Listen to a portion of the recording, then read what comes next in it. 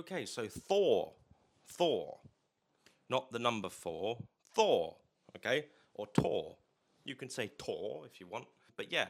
So yes, here we are. We're still in phase one, and I am reviewing every single Marvel film, from Iron Man to Thunderbolts. You can check out my Fantastic Four video if you want. I might review it again in the future, might not. I don't know. I just don't know. Anyway, but Thor. So this film was directed by Kenneth Branagh.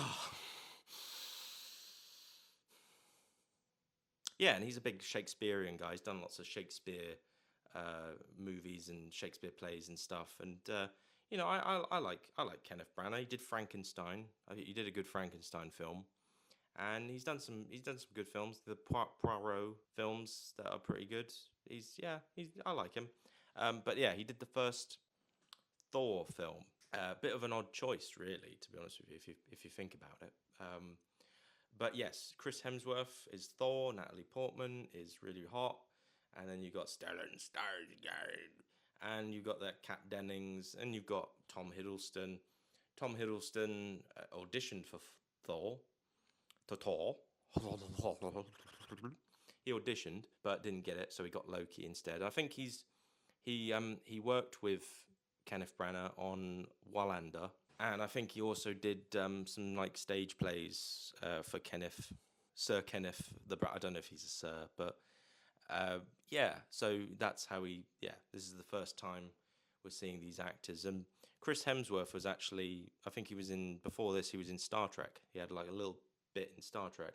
That's where I remember first seeing him. And yeah, he got absolutely massive for this film. Like he got absolutely jacked. I don't know if he took some steroids or whatever, or just whatever. But either way, Thor. What do I think about this film? It's set in the Marvel Cinematic Universe. They're still trying to build up the whole world and everything and try and put it all together. And I quite like this film. It's all right. When I first saw it, I thought it was okay. Wasn't hugely mad about it, but I thought it was okay. I felt like it had a good beginning, like the bit where they fight the frost giants and everything like that. That was cool. The overall setup was cool. But then when he goes to Earth, it starts to go a bit a little bit. But that's the whole point of the story. The whole point of the story is that he loses his powers, and it's all about him learning to be a better person. He's being humbled. He's being humbled by Odin. Odin is sending him on an adventure to basically learn the ways to how to be a better king or better person or a better god or whatever. And that's what the whole story is about. And it's all right. It's an all right film. The Thor films are not the best Marvel films. Well, obviously we'll get to Ragnarok later. God, we're not even. That's like phase 3, I think. Phase 4. I don't know. Phase 4. I'm not sure. But anyway, the Thor films, they're not the best films. I like them. They're okay.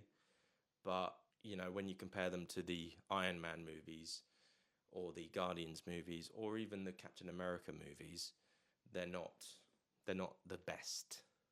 But and actually this film just feels more like it feels like a chick flick.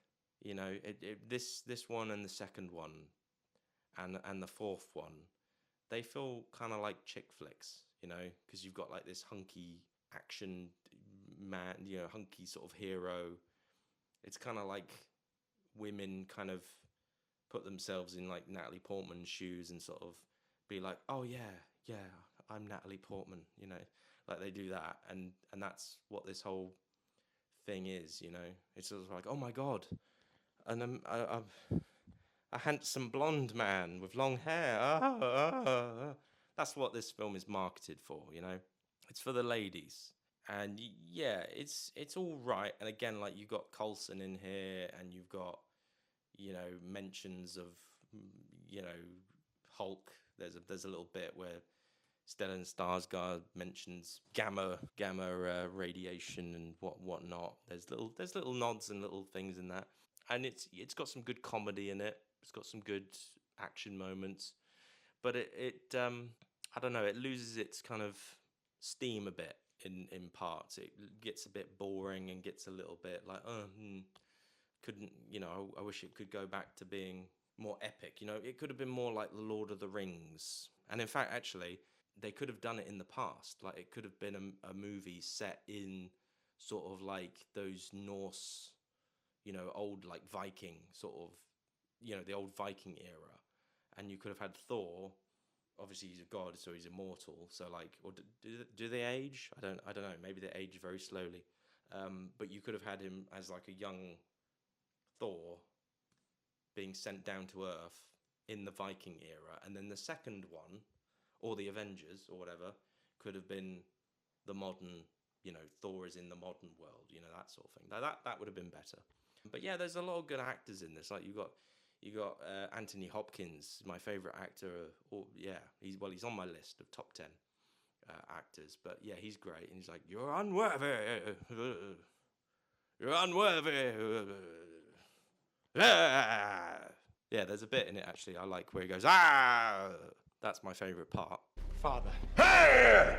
And I don't really know what else I can really say about this. I mean, Tom Hiddleston is good. He's good villain. Well, anti-villain or anti-hero. You don't really know where you are with him. He's a trickster. He's mischievous. And yeah.